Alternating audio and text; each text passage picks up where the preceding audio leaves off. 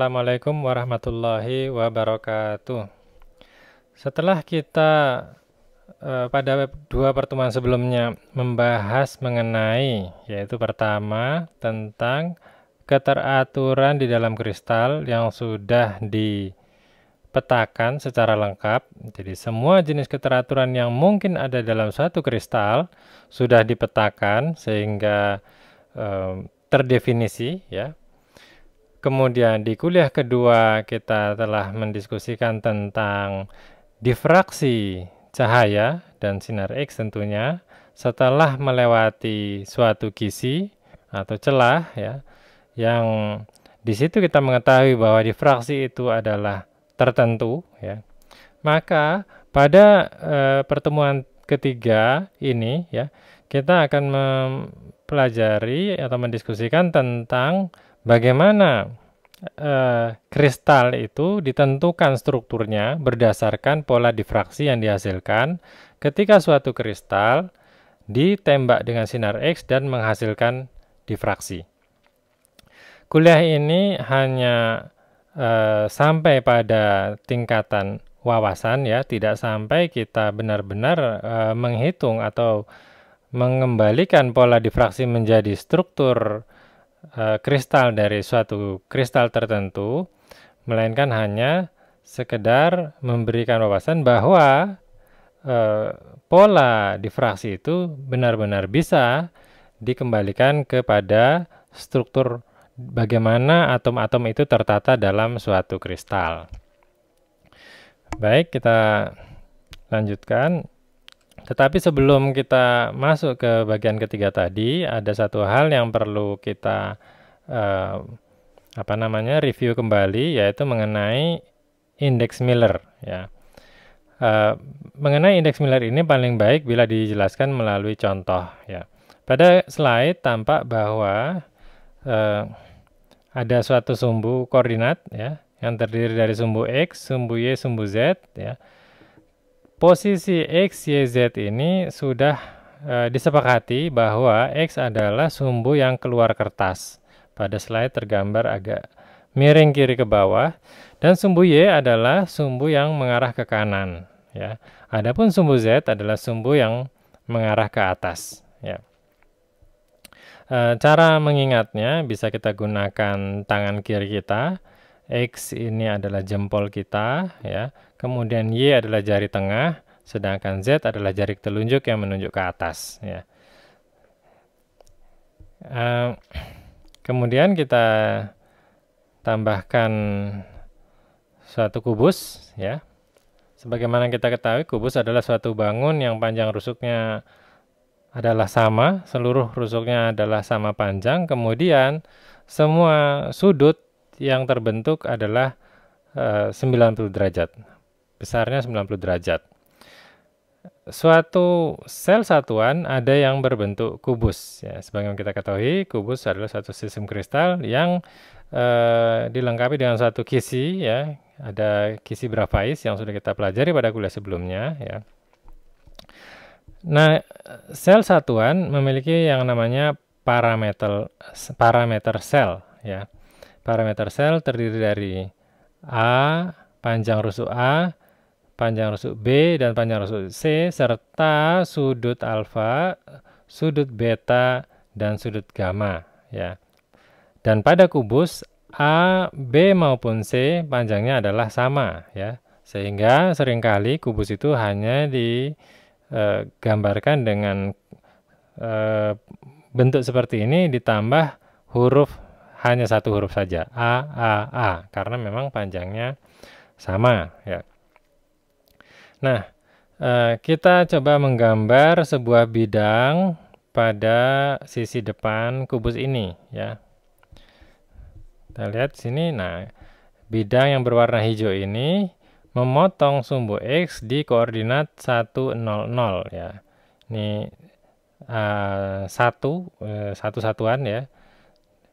Ini koordinat ini ada 1, 1, 1. Kemudian ini ada, kalau kita coba titik ini koordinatnya adalah 0, 1, 0, dan titik ini adalah koordinatnya 0, 0, 1. Adapun bidang hijau, ya, memotong sumbu X dengan koordinat 1, 0, 0 ya. Maka kita tulis di sini ya. Perpotongan yang terjadi adalah di sumbu X adalah pada titik 1 ya. Pada sumbu Y tak hingga, mengapa? Karena pada dasarnya bidang ini sejajar dengan sumbu Y. Sehingga dia tidak pernah memotong sumbu Y, maka simbol yang tepat adalah simbol tak hingga. Bidang ini pun sejajar dengan sumbu Z, sehingga simbolnya pun tak hingga. Lalu kita buat resiprok ya, atau kebalikan dari besaran ini, atau angka yang ditunjukkan oleh perpotongan antara bidang dengan sumbu-sumbu tadi ya. Maka 1 dibalik menjadi 1/1 ya. Adapun tak hingga berarti kalau di resiproknya adalah 1 per tak hingga. Hasilnya adalah 0. Demikian juga Z ya. Maka resiproknya adalah juga 0. Nah, kalau kita baca dari atas 0, 1, 0, 0 ya, maka itu adalah indeks Miller dari bidang hijau ini ya. 1 itu adalah H, 0 itu adalah K, 0 lagi itu adalah L ya. Jadi dibacanya 100 bukan 100 ya. Cukup mudah bukan? Nah, kita coba satu yang lebih rumit mungkin ya. Nah, bidang yang berwarna biru ya, dia memotong sumbu X pada 1/4 00 ya di sini. Memotong sumbu Y di 0, 2/3 0 ya. Kemudian di sumbu Z 0, 0, 1. Jadi ini ada 3 titik ya. Yang bidang ini memotong kubus ya, dan titik-titik ini koordinatnya sudah ditentukan. Nah, kalau kita lihat di sini ya, perpotongan yang terjadi pada sumbu X adalah di posisi 1/4 ya. Kemudian di sumbu Y ya, dia memotong di 2/3 ya. Dan pada sumbu Z dia memotong di titik 1. Nah, kalau kita buat resiproknya, kebalikannya, maka jadi 4/1, 4, 2/3 menjadi 3/2, dan 1/1 menjadi 1. Ya, kalau kita baca dari atas HKL, maka 4, 3/2, 1. Ya. Tetapi karena ini adalah suatu indeks, maka yang boleh digunakan adalah bilangan bulat ya. Maka kita kalikan 2 ya, supaya 3/2 ini menjadi suatu bilangan bulat ya. Maka indeks Miller yang benar adalah 832 ya. Perlu diketahui bahwa bidang 832 bukanlah hanya bidang ini saja, melainkan semua bidang yang semua bidang yang ada di sel satuan. Sebagaimana kita ketahui, sel satuan adalah suatu bagian kecil yang selalu berulang ya. Jadi sel satuan ini akan berulang. Di atasnya ada lagi, di sebelah kanan ada, sebelah kirinya ada, di belakang ada, di depan ada, maupun di bawah. Tentu masing-masing sel satuan itu akan di dalamnya ada gambar ini ya. Gambar bidang ini, bidang 832. Dan dia akan berarti bersambung ya. Bersambung ke sel satuan yang ada di sebelahnya ya. Demikian juga ini ya. Kalau di atasnya ada sel satuan, maka bidang ini bidang yang berwarna biru ini terus berarti akan tembus ke bawah memotong di sini ya. Artinya bidang 832 yang digambarkan oleh simbol HKL indeks Miller ini ya, mewakili semua bidang itu ya. Bidang biru pada sel satuan ini maupun sel-sel satuan yang lainnya ya. Berarti sebenarnya ada banyak ya. Ada banyak bidang-bidang ini dan semua diwakili oleh satu simbol HKL 832 ya. Bisa dipahami ya. Sehingga kita memiliki suatu besaran baru, yaitu jarak antar bidang ya. Jadi ada jarak antar bidang ya. Baik, kita lihat contoh yang lebih sederhana daripada gambar ini ya. Ini tadi ini contoh berikutnya ya. satu bidang berwarna merah ya, ada di sebelah kiri, dia memotong sumbu Y di 0, koordinat 0, 1, 0. Nah, kalau kita tabulasikan di sumbu X dia tak hingga karena tidak memotong sumbu X, sumbu Y itu memotong di titik 1, dan di Z tak hingga. Lalu kita balik, maka menjadi HKL-nya adalah 0, 1, 0. Berarti indeks Millernya ditulis seperti ini. Jangan lupa yang digunakan adalah kurung bulat ya. Karena ini kubus ya, kubus sederhana ya, tidak ada atom selain yang mengisi titik isi ya di pojok-pojok ini ya.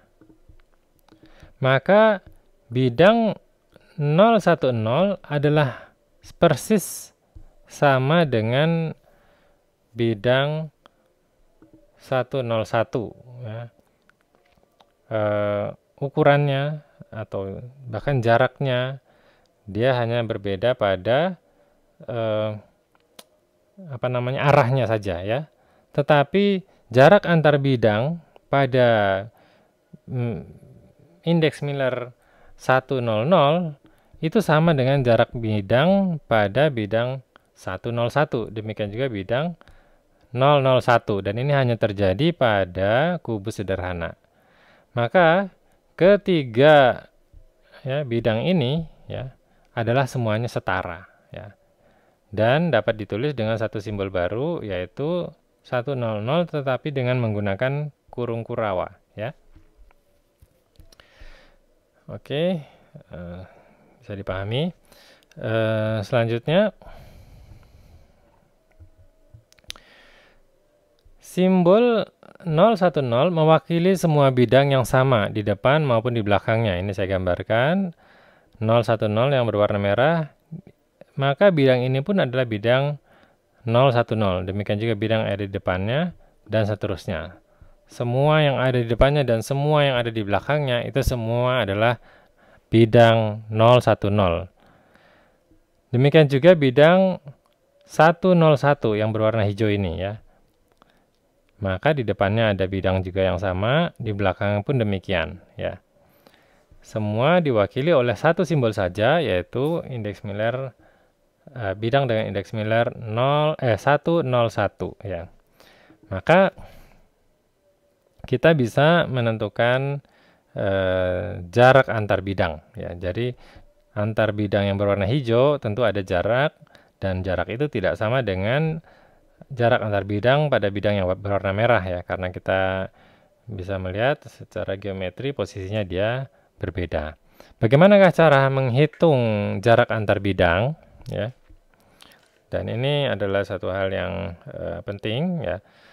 Ada rumus yang sudah ditetapkan ya untuk menghitung jarak antar bidang, khusus untuk kubus, ada untuk tetragonal, ortorombik ya. Untuk kubus rumusnya ini ya.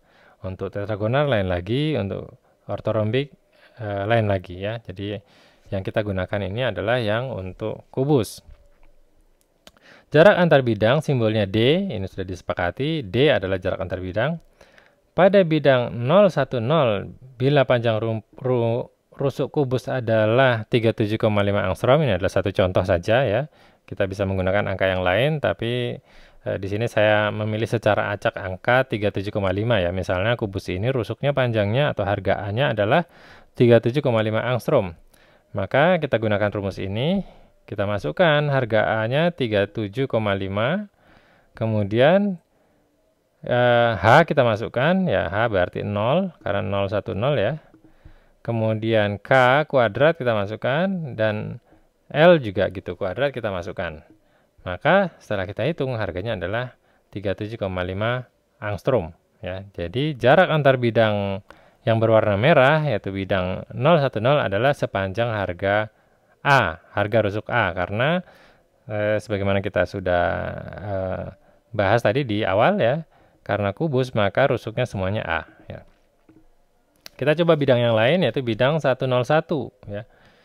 Kita masukkan harga A di sini, lalu harga K adalah 1, harga H adalah 1, harga 0 adalah harga K adalah 0, dan harga L adalah 1. Kita kuadratkan lalu kita akarkan, maka kita dapatkan harga jarak antar bidang D HKL yaitu 26,516 angstrom. Ya. Nah, saya kira bisa dipahami sampai di sini. Maka kita lanjutkan kepada difraksi, ya. Jadi setelah kita mengetahui apa itu D, ya, yaitu jarak antar bidang, maka kita bisa melanjutkan pembahasan secara lebih mudah, ya. Nah, awal perkembangan analisis difraksi, ya, ini ada sejarah yang cukup menarik, yaitu difraksi sinar X oleh kristal pertama kali diamati oleh Laue, Friedrich, dan Knipping di Munich, Jerman, ya, pada tahun 1912, ya, lebih dari 100 tahun yang lalu. Kemudian di tempat yang terpisah, W.H. Bragg dan W.L. Bragg mengembangkan teknik analisis di Leeds dan Cambridge, Inggris, ya, pada tahun-tahun sebelum Perang Dunia Pertama tahun 1914, ya. Berarti kalau melihat urutannya, Laue lebih dahulu, kemudian Bragg belakangan, ya. Namun apa yang terjadi? Metode yang dikembangkan oleh Bragg adalah jauh lebih cepat berkembang dibandingkan dengan apa yang dirumuskan oleh Laue, ya. Walaupun dia kelihatannya 2 tahun lebih dahulu, ya, dibandingkan Bragg, ya. W.H. Bragg dan W.L. Bragg ini adalah bapak dan anak, ya. Ini bapaknya dan ini adalah anaknya. Nah, kita lihat bagaimana Laue merumuskan atau menganalisis suatu difraksi, ya. Ya, jadi dia sudah melakukan eksperimen, lalu dia menemukan sesuatu, lalu dia berusaha menganalisis bagaimana difraksi itu terjadi, ya. Ya. Laue berpikir bahwa difraksi itu disebabkan oleh atom-atom. Sebagaimana kita ketahui, kristal itu terdiri dari atom-atom yang tertata secara teratur, ya, di seluruh bagian kristal. Dan atom-atom mendifraksi sinar X sebagaimana celah sempit melewatkan sinar. Artinya apa? Atom-atom menyebabkan sinar datang, ya, kemudian seolah-olah menjadi sumber sinar baru setelah menabrak suatu atom, ya. Jadi di sini ada atom di sepanjang sumbu X, ya. Sepanjang sumbu X, ya, ini berbeda dengan yang tadi di mana sumbu ke kanan adalah sumbu Y, jadi ini adalah sumbu X, ya. Jaraknya A, ya, jarak A. Maka atom-atom ini semua bertindak sebagai sumber-sumber sinar baru. Artinya dia akan menyebarkan sinar X, ya, ke segala arah dengan arah itu melingkar, ya. Arah sinarnya melingkar ke segala arah, ya. Demikian juga di atom yang ini dan yang lainnya, ya. Jadi di situ kesamaannya, ketika sinar melewati celah sempit, maka celah sempit seolah-olah bertindak menjadi sumber sinar baru. Ternyata atom pun demikian. Ketika atom ditembak oleh sinar X, maka atom itu bertindak sebagai sumber sinar baru. Jadi persis, ya, kejadiannya persis sama. Nah, apa yang bisa kita amati di sini? Ketika sinar itu kemudian didifraksikan ke satu arah tertentu, di sini diambil contoh sudutnya adalah alfa n, ya, ini satu contoh saja, ya. Maka sinar, ya, yang saya tunjukkan ini, ya, kemudian dia akan berbelok ke sini, ya, membentuk arah dengan sudut alfa n. Sinar berikutnya di sini juga sama, ya. Kemudian membentuk sudut sebesar alfa n. Perbedaan jarak tempuh antara sinar yang pertama dan sinar yang kedua adalah sepanjang AB dikurang CD ya. Nah, perbedaan jarak tempuh ini harus tidak menyebabkan pergeseran fasa gelombang ya. Sebagaimana kita ketahui, gelombang itu berupa gelombang transversal yang ada puncak dan ada lembah ya. Karena ini datang dari arah yang sama ya, maka ini adalah koheren. Bisa jadi dia berasal dari foton yang sama ya, berarti pasti koheren ya, karena satu foton ya. Lalu setelah menabrak atom ini ya, atom A dan atom D, maka dia membentuk foton baru ya, jadi sumber sinar baru. Nah, tidak boleh ada selisih fasa jika kita berharap pada sudut alfa n terjadi difraksi ya, atau interferensi konstruktif. Ya. Ada dua sudut yang harus diperhatikan di sini ya, sudut alfa n dan sudut alfa 0. Ini adalah sudut datang, adapun sudut alfa n adalah sudut difraksi. Ya. Selisih jarak tempuhnya adalah ya, untuk AB dia adalah A, ini ya, panjang ini A cos alfa n ya. Cos karena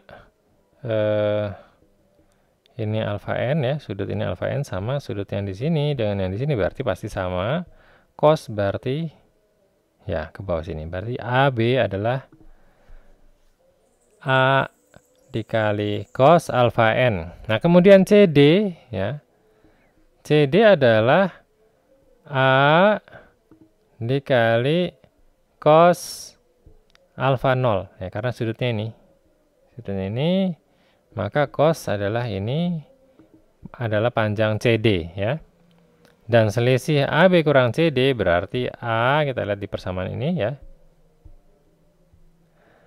A buka kurung cos alfa n dikurang cos alfa 0 tutup kurung sama dengan n, di mana n adalah bilangan bulat dikali panjang gelombang. Ya, kalau dia merupakan kelipatan bilangan bulat dari panjang gelombang yang digunakan, maka sudah pasti sinar yang ada di sini dan sinar yang di sini tetap berada dalam fasa yang sama.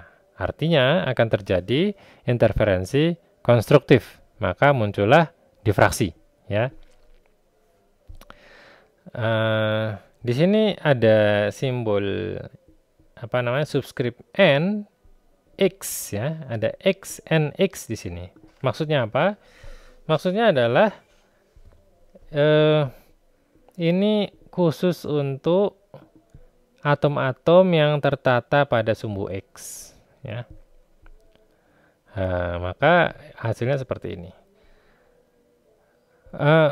Kemudian perlu diperhatikan bahwa alfa n ini adalah melingkari garis X ya, sumbu X ya. Alfa n melingkari sumbu X, artinya panah yang keluar ini berbentuk kerucut ya, berbentuk kerucut.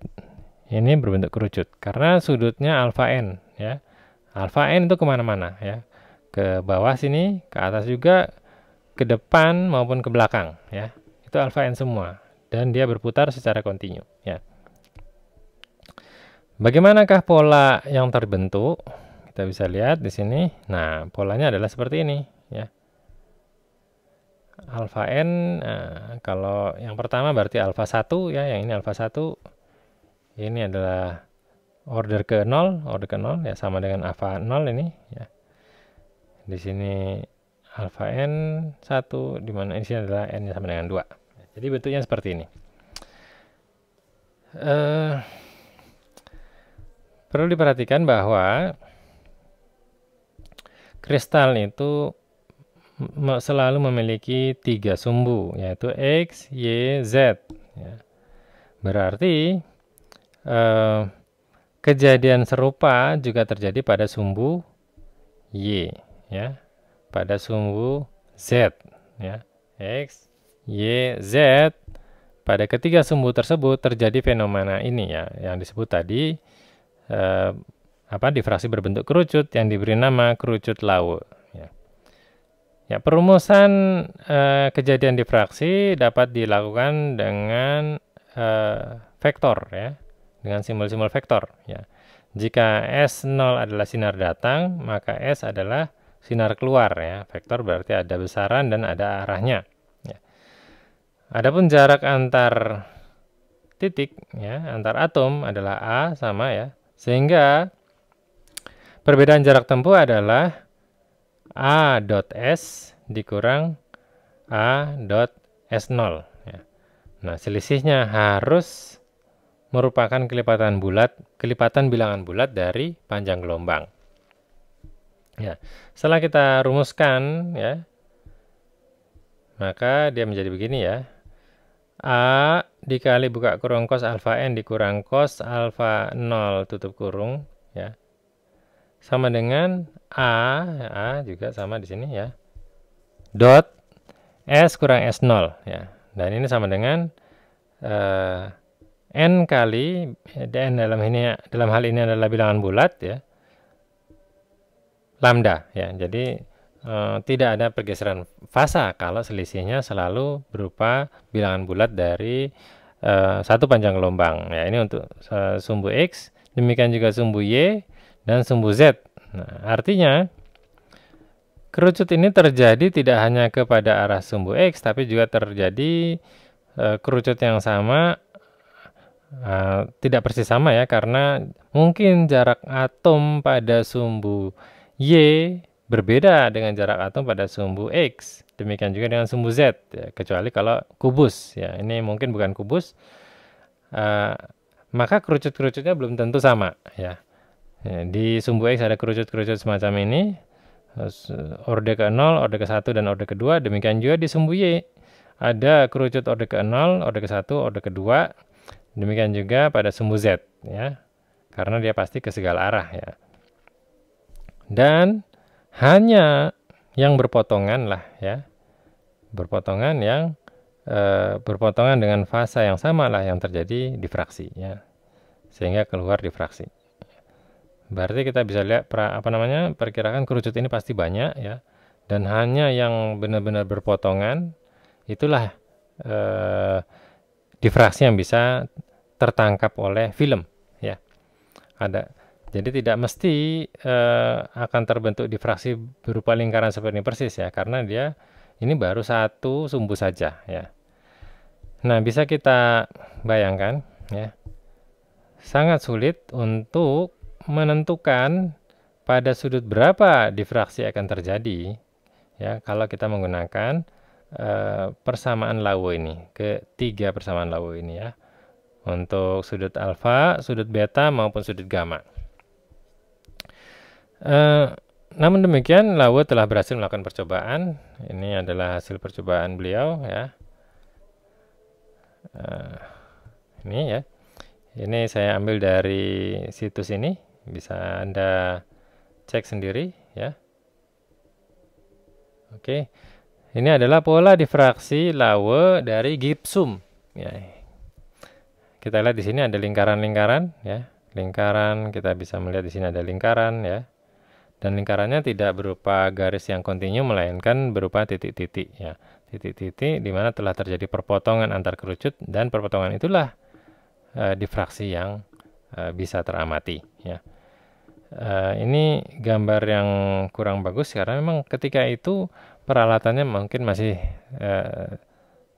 tidak sepresisi yang ada sekarang ya, dengan yang dibuat dengan mesin-mesin yang lebih canggih sekarang ini, maka alat difraktometernya jauh lebih presisi dibandingkan dengan yang ada di zaman dahulu. Namun demikian, kita bisa melihat pada tahun sekian ya, dihasilkan pola difraksi semacam ini adalah suatu prestasi yang luar biasa.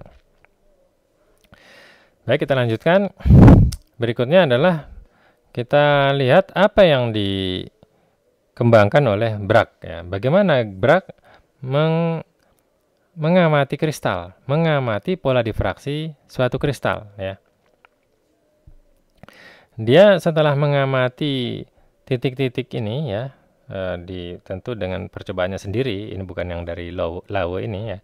Dia mengamati bahwa titik-titik ini seperti pola atau seperti bentuk sinar senter yang dipantulkan oleh cermin ya.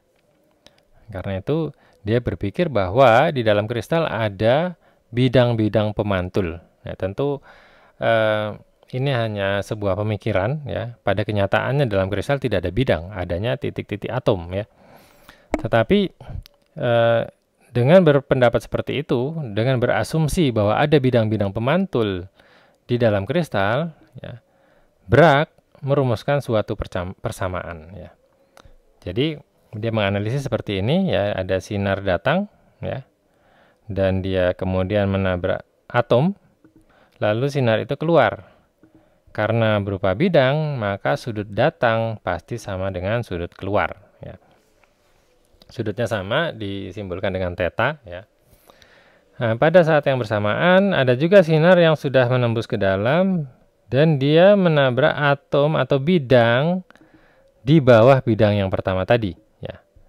Nah, kejadiannya persis sama, yaitu ada sudut datang dan sudut pergi, di mana besarnya pasti sama, ya, karena ini adalah bidang pemantul, cermin, ya, besarnya juga theta. Nah, apabila setelah dipantulkan pada sudut theta ini tidak terjadi perubahan fasa, artinya puncak tetap ketemu puncak, maka akan terjadi interferensi konstruktif. Maka dapatlah teramati difraksi, ya, pada arah ini, pada arah theta ini. Ya.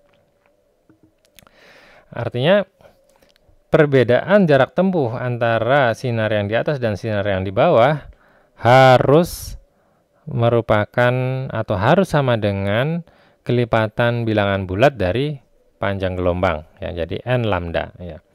Mari kita analisis berapakah perbedaan jarak tempuh itu. Ya.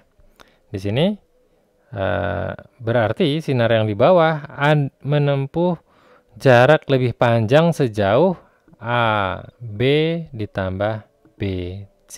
Kenapa? Karena sinar yang di atas setelah menabrak bidang ini langsung pantul lagi ke kanan. Ya. Demikian juga yang di bawah, tetapi selisihnya berarti sejauh AB ditambah BC. Berapakah AB? Panjang AB adalah, ya, karena ini sudutnya 90 derajat, ya, berarti sudut ini pun sudut theta. Ya. Maka AB adalah sin theta. Ya. Nah, perhatikan di sini digunakan simbol DHKL, jarak antar bidang yang sudah kita bahas di awal kuliah tadi. Ya. Maka jarak tempuh AB adalah DHKL sin theta. Ya.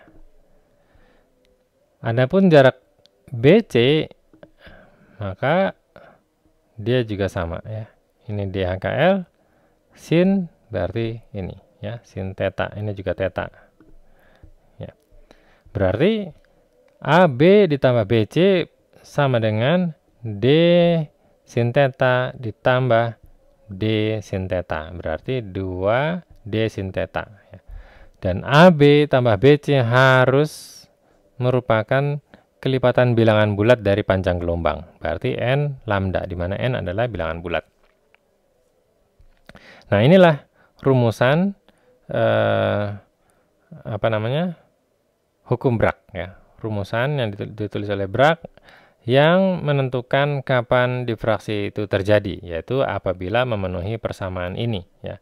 Apabila sudut datang dan sudut pergi yang sama dengan theta ini, ya, memenuhi persamaan yang dia rumuskan, ya.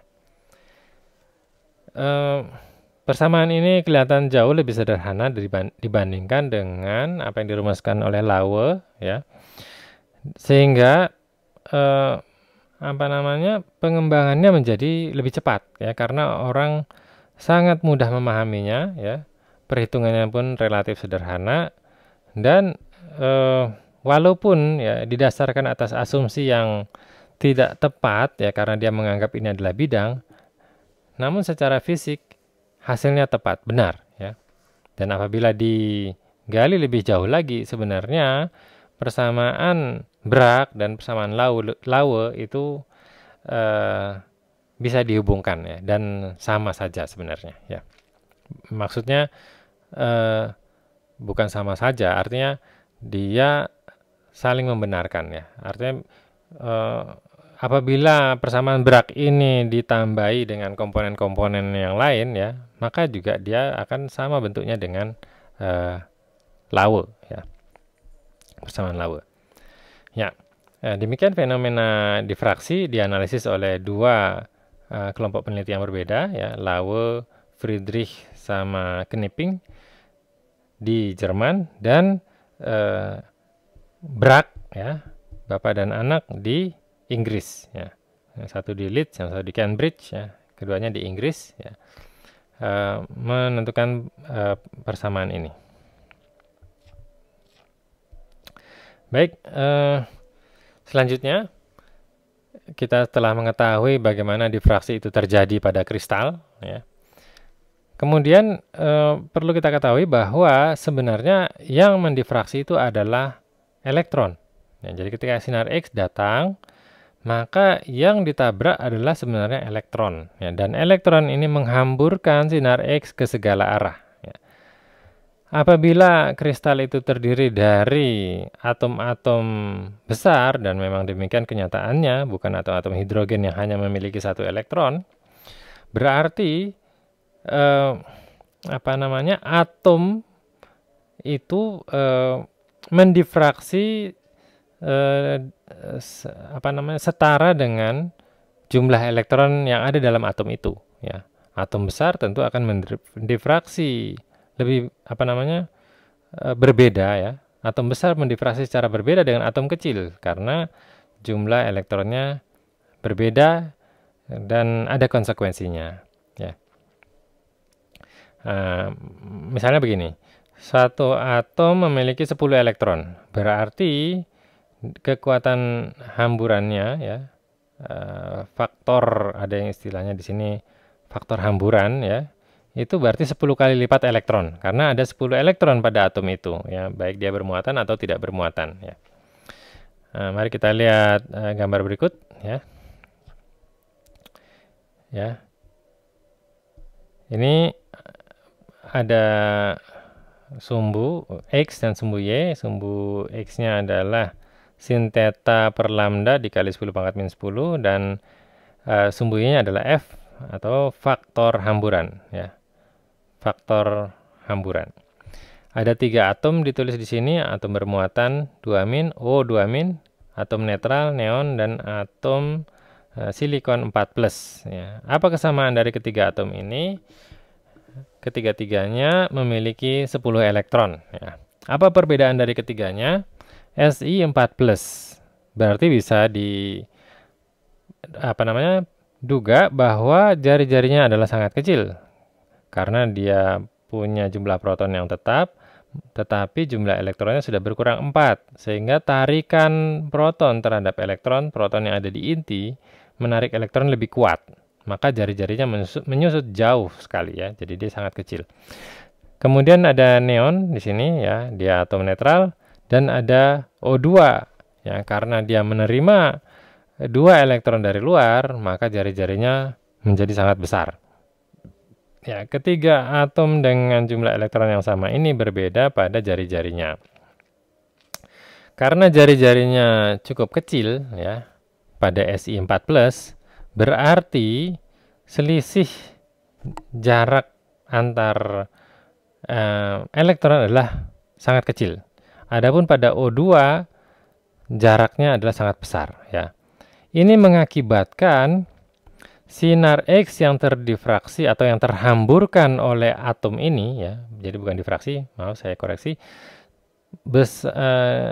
Sinar X yang terhamburkan oleh atom-atom ini, ya, itu tidak setara ke segala arah, ya. Pada arah 0, ya, 0 derajat, pada sin theta per lambda sama dengan 0, ya, maka kekuatan hamburannya, faktor hamburannya adalah 10 kali lipat elektron, karena 10 elektron, ya. Mereka bertiga sama pada jarak 0 derajat. Tapi ketika jarak itu, maksud saya arah difraksi itu tidak 0 derajat, melainkan lebih dari itu, ya, maka terjadi penurunan, ya, intensitas, ya, harga F, ya, menurunkan harga ini, ya, faktor hamburan menjadi lebih rendah. Adapun turunnya intensitas hamburan pada atom silikon 4+ itu relatif lebih landai ya, karena dia kecil sehingga perubahan sudut tidak terlalu menyebabkan terjadi interferensi destruktif antara sinar-sinar yang didifraksikan oleh elektron-elektron yang berbeda di dalam atom itu ya, karena dia kecil. Tapi begitu atomnya besar seperti oksigen, berarti interferensi antara sinar-sinar yang dihamburkan oleh elektron-elektron yang berbeda di dalam atom itu ya, cukup besar selisihnya, karena atom ini jadi besar karena dia 2 min ya, ketambahan 2 elektron dari luar, sehingga begitu sudut hamburan itu berubah ya, langsung terjadi drop penurunan intensitas ya. Apa konsekuensinya? Ya berarti karena sebagaimana kita lihat di sini ya, nah hamburan itu terjadi ke segala arah, ke berbagai sudut ya, maka intensitasnya tentu berbeda ya, tergantung atomnya apa ya, karena tergantung nanti jumlah elektron dan ukuran jari-jarinya, kemudian arahnya kemana ya, karena arah yang ini ya, sin theta per lambdanya besar ya, intensitasnya semakin turun ya, semakin turun. Dan setiap atom itu berbeda, sehingga analisis terhadap pola difraksi menjadi lebih rumit ya, karena kita harus memperhitungkan ini ya, harga istilahnya di sini atomic scattering faktor hamburan atomik ya, yang disebutkan oleh F. Maka dia dihitung dengan cara amplitudo yang dihamburkan oleh atom seberapa ya, dibagi dengan amplitudo yang dihamburkan oleh 1 elektron. Nah, ketika sudutnya itu berubah, maka harga F turun ya, lebih kecil daripada 10. Ketika sudutnya itu adalah 0 derajat, maka dia sama persis dengan menjumlahkan 10 elektron. Ya, kekuatan amplitudonya berarti dari 10 elektron. Ya, amplitudo dari hamburan. Itu satu hal. Yang kedua, ketika kita hendak menganalisis pola difraksi dari suatu kristal, jangan lupa kristal terdiri dari sel-sel satuan.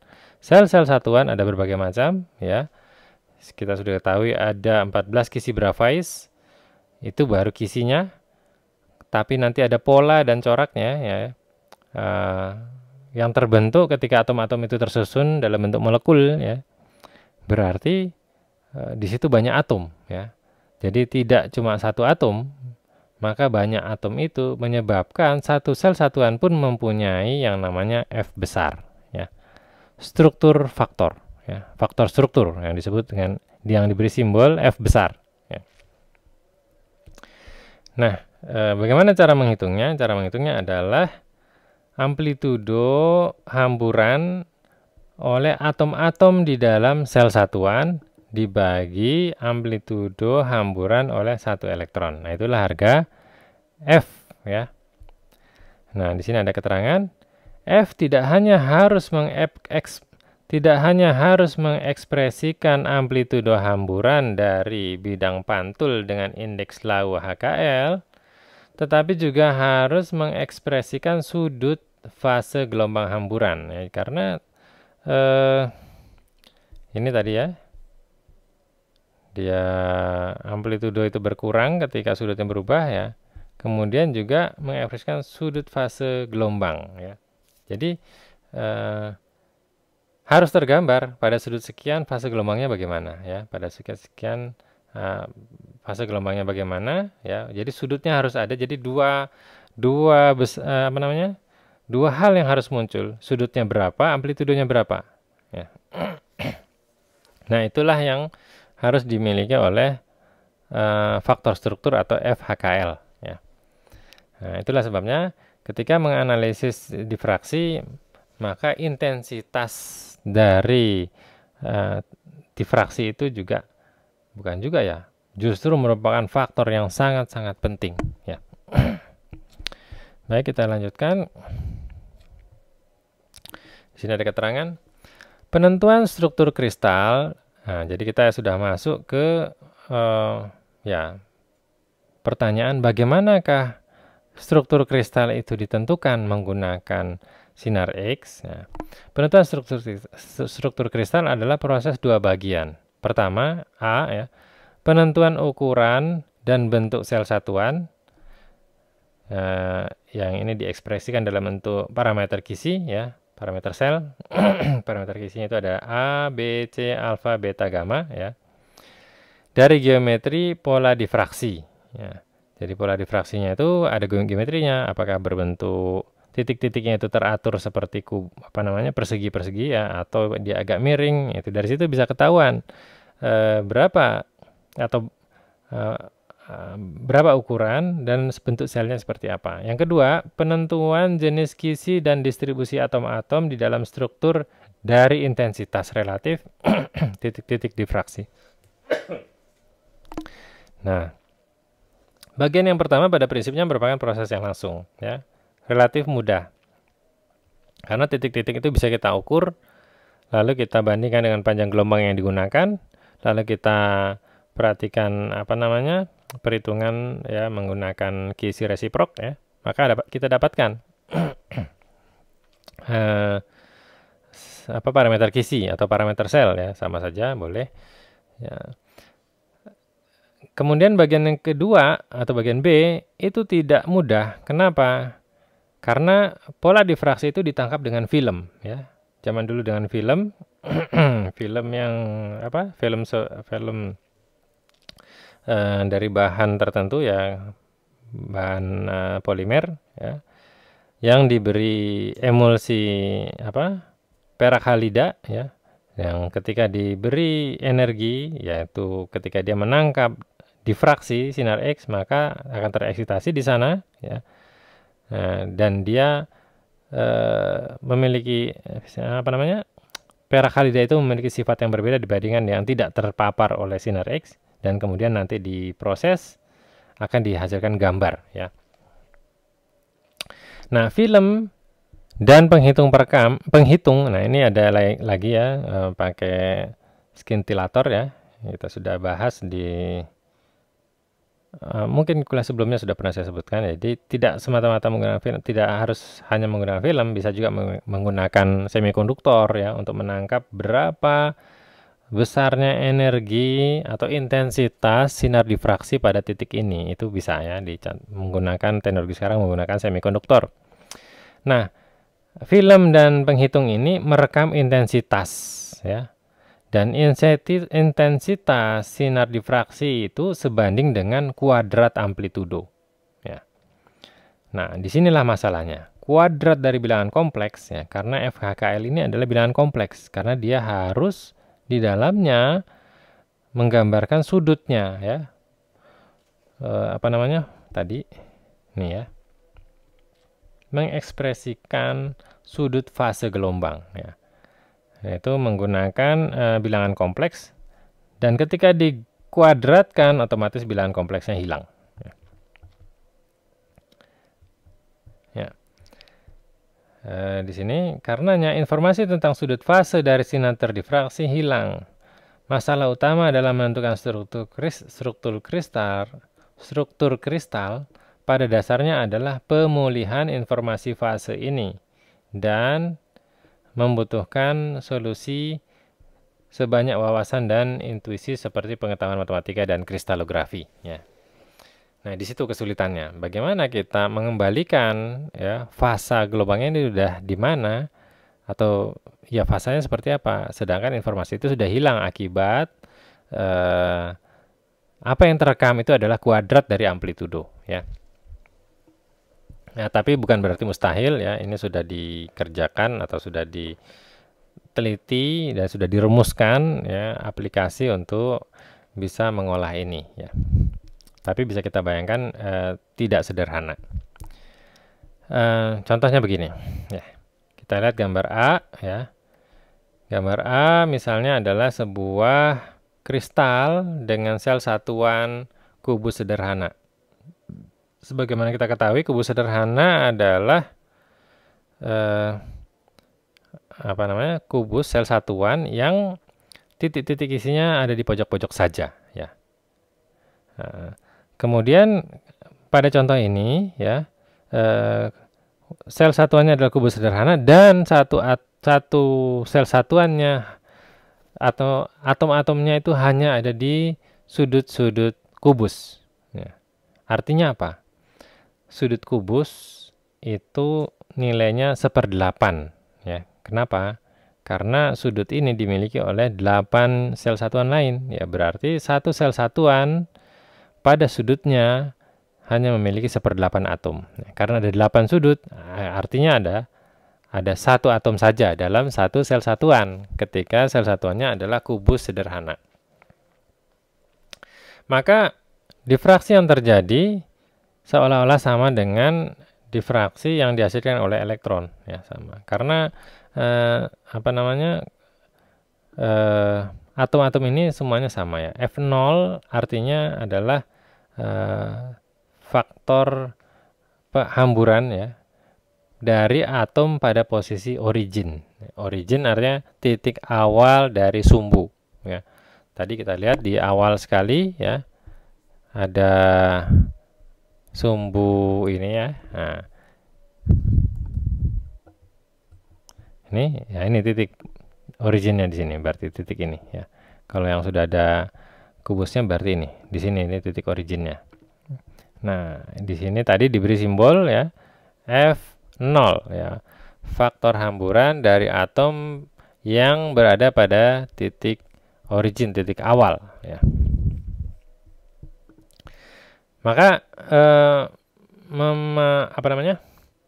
memahami polanya ini ya sangat sederhana ya. Jadi titik-titik atom ini sama persis dengan celah-celah sempit ya. Kisi yang berupa celah-celah sempit dengan jarak A dari masing-masing celah itu lalu dilewati sinar. Maka masing-masing celah ini akan bertindak sebagai sumber sinar baru ya. Masih ingat polanya seperti apa yang dihasilkan ya? Polanya seperti gambar A ini ya. Ini adalah pola yang dihasilkan. Gambarnya bisa kita ingat kembali ketika suatu kisi yang terdiri dari titik-titik sangat kecil, lubang-lubang kecil itu diberi sinar dari belakang ya. Maka pola difraksinya seperti apa? Ya persis seperti itu. Jadi ketika kristalnya berupa kubus sederhana yang atom-atomnya hanya ada satu di setiap sel satuan, maka pola difraksinya relatif sederhana. Nah, ya ini ada DHKL ya. Pada gambar B kita lihat ya, bisa juga kubus sederhana itu tidak hanya diisi oleh satu atom. Jadi kisi kubus sederhana ya, tetapi di dalamnya ada lebih dari satu atom. Apakah mungkin? Ya mungkin ya. Jadi dalamnya ada satu atom yang atom itu bukan di titik kisi sehingga dia tidak menambah titik kisi dan dia tetap kisi kubus sederhana ya. Nah, di sini gambarnya ya. Maka sinar X itu dihamburkan oleh ya. Hambur itu artinya dipantulkan ke segala arah ya. Jadi hambur itu bukan difraksi. Nah, sinar X dihamburkan ke segala arah oleh atom-atom pada posisi origin dan pada posisi 1 ya. Nah, di sini ada faktor hamburan pada posisi origin dan faktor hamburan pada posisi 1 ya. Artinya ada banyak titik-titik tambahan ya. Ada titik-titik tambahan yang menghamburkan sinar X dan semuanya berarti seolah-olah menjadi sumber sinar baru ya.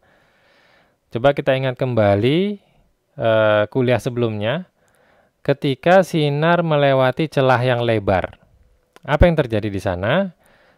Celah yang lebar ini menyebabkan sinar yang lewat di situ ya, selebar celah ini, sepanjang atau selebar celah itulah semuanya menjadi titik-titik sinar baru ya. Masih ingat ya? Jadi sepanjang lebarnya celah, maka sepanjang itulah semua sinar menjadi titik-titik sinar baru, ya. Nah, kejadian itu sama persis di sini, ya. Karena di sini ada titik-titik atom tambahan, ya, maka seolah-olah, ya, kristal dengan kisi kubus sederhana yang terdiri dari lebih dari satu atom di dalam setiap sel satuannya, dia seperti celah lebar, ya. Perbedaannya ada di mana? Perbedaannya atom-atom ini tidak pada satu bidang yang sama, ya. Adapun pada celah lebar, dia jadi satu bidang karena sepanjang celah itulah sinar itu berubah menjadi titik-titik sinar baru. Adapun di sel satuan yang terdiri dari banyak atom, maka titik-titiknya itu tidak pada satu bidang, ya. Tapi pada prinsipnya sama, ya, bahwa suatu kristal, ya, dengan banyak titik-titik atau dengan kisi kristal kubus sederhana yang di dalamnya banyak titik-titik atom, maka dia berfungsi sebagai celah yang lebar, ya. Polanya seperti apa, ya? Kita ingat kembali pola dari sinar yang melewati celah lebar. Tapi ini kan begini, ya. Kristal itu terdiri dari sel satuan yang banyak. Maka sel satuan ini adalah lubang-lubang besar, ya, atau celah-celah lebar, ya. Ya, kita ingat kembali bagaimana pola yang dihasilkan ketika celah-celah dengan diameter cukup lebar itu banyak, ya. Nah, hasilnya adalah seperti gambar C ini, ya. Jadi ada titik-titik persis seperti yang pertama, tetapi ada modulasi, ya. Ada modulasi, ya, turun gini, seperti ini. Jadi kita bisa bayangkan seperti itu. Maka dengan demikian dapat dikenali, ya, bagaimana pola difraksi kristal ini, kristal B, ya, terbedakan dari pola difraksi kristal A. Baik, oke. Selanjutnya, ya, tingkat kesulitannya bertambah lagi, yaitu bahwa difraksi yang tertangkap oleh detektor, ya, itu adalah kontribusi dari sel satuan di dalam kristal itu, ya. Artinya ada sel satuan yang terletak di bagian dalam kristal, ada sel satuan yang berada di bagian luar kristal. Adapun sel-sel satuan yang ada di bagian luar kristal, maka mereka menerima sinar X dari sumber, ya, secara lebih intensif dibandingkan dengan sel-sel satuan yang ada di dalam kristal atau di bagian dalam dari kristal. Otomatis atom-atomnya pun menerima sinar X yang sudah lemah, karena begitu sinar X itu masuk ke dalam kristal, dia mengalami pelemahan dan sudah dihamburkan oleh atom-atom sebelumnya sebelum akhirnya tiba kepada atom yang ada di bagian dalam kristal. Nah, tentu ini mempunyai pengaruh juga, ya. Atau dengan kata lain, atom bagian dalam itu kontribusinya terhadap difraksi total itu berkurang, ya. Selanjutnya, tidak hanya itu, ya, bidang-bidang yang ada di dalam kristal, bidang-bidang dalam hal ini, ya, kalau kita kembalikan ke pemikiran Bragg, ya, itu bisa memantulkan sinar berkali-kali, ya. Jadi sinar X pertama mantul, maka dihasilkan pantulan R, ya. Nah, sebagian sinar yang lain terus ke dalam dan dipantulkan oleh bidang berikutnya, maka menghasilkan R juga, ya. Tetapi lihat, ya, ada sinar yang terus, dan ini namanya D. Lalu sinar R itu dipantulkan lagi oleh bagian belakang dari bidang pemantul yang paling atas ini, dan menghasilkan yang namanya RR, ya. Nah, karena dia dipantulkan dua kali, otomatis fasanya bergeser sejauh pi, ya, 180 derajat. Berarti D terhadap RR adalah saling menghilangkan, ya, fasanya berlawanan, ya, destruktif, ya. D dan R mengalami interferensi destruktif. Nah, ini harus diperhitungkan sehingga ketika membaca pola difraksi ya dari film yang menangkap sinar X hasil apa namanya penyinaran itu ya, harus kita perhitungkan baik-baik ya, harus diperhitungkan bahwa telah terjadi fenomena ini ya. Dan ini semuanya sudah dikerjakan ya. Kita hanya perlu mengetahui bahwa sangat mungkin dengan cara mengamati pola difraksi dari suatu kristal untuk mengembalikan pola-pola itu menjadi susunan atom-atom di dalam kristal ya. Apalagi susunan atom-atom dalam kristal sudah mengikuti pola yang yang sudah kita rumuskan pada kuliah pertama tadi ya, bahwa semua bentuk keteraturan itu sudah ada polanya. Nah, tinggal nanti dicek berarti kristal ini mengikuti pola yang mana. Setelah polanya ketahuan, kita mengetahui grup ruangnya atau kelompok ruang istilahnya ya. Baru kemudian diterjemahkan ke dalam atom-atom itu posisinya ada di mana, molekulnya apa ya. Akhirnya dapat ditentukanlah posisi atom-atom di dalam kristal secara tepat ya. Jadi demikian ya kuliah yang bisa sampaikan. Tentu ini sekali lagi saya ulangi hanya bersifat wawasan saja, tapi Anda bisa yakin bahwa memang metode difraksi sinar X sangat handal ya untuk menentukan struktur kristal. Ya. Sebenarnya masih ada hal-hal yang perlu Anda ketahui dan aplikatif ya bagi Anda ketika melakukan penelitian dan harus menggunakan sinar X untuk mengkarakterisasi produk yang Anda hasilkan ya. Yang tidak sempat kita bahas antara lain adalah persamaan Scherrer ya untuk menentukan berapa besarnya ukuran bulir kristal ya berdasarkan pola puncak difraksi yang teramati ya. Tapi itu bisa Anda dapatkan dengan mudah di berbagai literatur atau di jurnal-jurnal ya. Dan bisa diterapkan dengan sangat mudah ya. Demikian kuliah kali ini. Apabila ada yang perlu ditanyakan silahkan ditanyakan secara tertulis. Terima kasih atas perhatiannya. Assalamualaikum warahmatullahi wabarakatuh.